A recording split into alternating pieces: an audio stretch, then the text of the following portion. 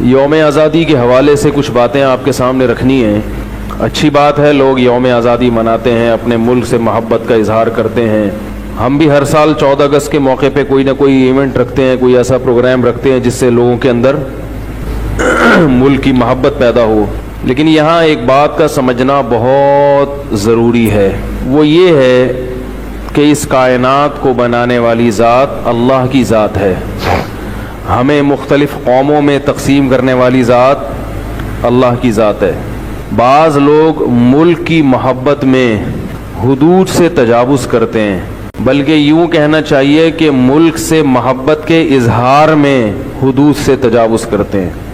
ان کو یعنی محبت نہیں ہوتی، مگر محبت کا جو اظہار کا انداز ہوتا ہے اس سے ایسا لگ رہا ہوتا ہے کہ ان سے بڑا محب وطن کوئی ہے ہی نہیں، لیکن وہ ملک کی بنیادوں کی دھجیاں اڑا رہے ہوتے ہیں۔ 14 اگست کے موقع پہ آپ نے دیکھا ہوگا بعض مواقع پہ، بعض جگہوں پہ نوجوان لڑکے اور لڑکیاں خوب ہلا گلا کر رہے ہوتے ہیں، ڈانس کر رہے ہوتے ہیں مکس گیدرنگ کے ساتھ، ان کو انٹرٹینمنٹ کا ایک موقع مل جاتا ہے۔ تو میں یہ عرض کر رہا تھا کہ 14 اگست پہ بہت سے اچھے کام بھی ہوتے ہیں، لیکن یہ جو ہماری نئی نسل ہے یہ کنٹرول سے باہر ہو جاتی ہے۔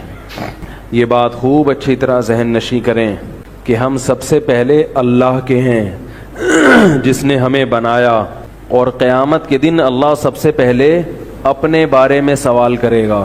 تو ملک سے محبت تو کرنی چاہیے کیونکہ ملک کی حفاظت اس پر موقوف ہے، لیکن وہ محبت بھی کسی تمیز کے دائرے میں ہونی چاہیے، ادب کے دائرے میں ہونی چاہیے۔ بالکل ایسے ننگ دھڑنگ ہو جانا، بعض جگہوں پر تو شرابیں بھی پی جانے لگی ہیں، تو یہ پاکستان کے نظریے کے ساتھ بہت بڑی غداری ہے۔ جن لوگوں نے پاکستان بننے کے لیے قربانیاں دی تھیں وہ اگر زندہ ہو جائیں اور یہ منظر اپنی آنکھوں سے دیکھنا شروع کریں تو ان کو کس قدر افسوس ہوگا۔ آپ مجھے بتاؤ کہ کیا بھلا کوئی ناچنے کے لیے اور شراب پینے کے لیے بھی قربانی دیتا ہے؟ اتنے لاکھوں لوگ کٹے ہیں جب ہندوستان اور پاکستان ڈیوائیڈ ہوئے ہیں۔ اللہ نے ہمیں ایک ریاست دی جس میں ہم اسلام کی بات تو کر سکتے ہیں، اسلام پر عمل نہ بھی کریں تو آواز تو اٹھا سکتے ہیں کہ ہمارا ملک ہے۔ دنیا کی ہر ریاست ایسی نہیں ہے جس میں آپ اسلام کی آواز اٹھائیں۔ پاکستان وہ ریاست ہے جس میں آپ اسلام کے لیے آواز اٹھا سکتے ہو۔ جو آپ کی آواز کو کچلے گا وہ ظالم کہلائے گا۔ تو اس لیے بات میں یہاں سمیٹتا ہوں، جو اصل موضوع ہے وہ میرا یہ نہیں ہے، ایک چھوٹی سی بات تھی جو ذہن میں تھی کہ 14 اگست آ رہا ہے تو بالکل مادر پدر آزاد نہ ہو جائیں۔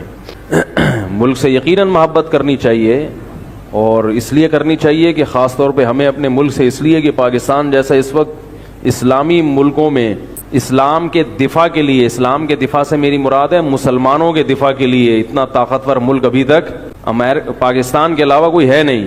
اگر پاکستان اللہ نہ کرے راستے سے ہٹ گیا تو آگے پھر اسلام دشمن قوتوں کے لیے ریاستوں کو ہڑپ کرنا کوئی مشکل کام نہیں ہے۔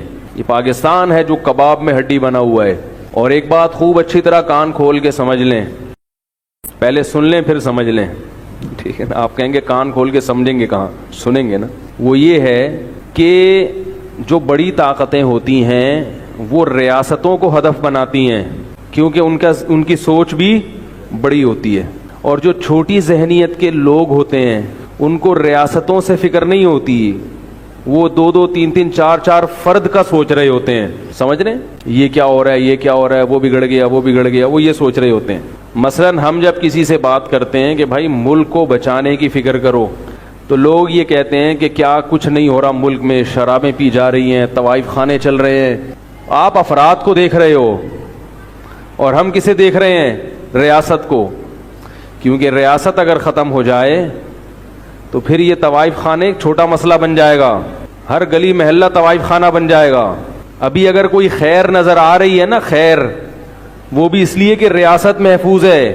آپ کو شر تو نظر آ رہا ہے ملک کے اندر، جو خیریں ہیں وہ آپ کو نظر نہیں آ رہی، یہ خیریں ختم ہو جائیں گی، برباد ہو جائیں گی۔ بہت مشکل ہے سمجھانا، کیا کریں۔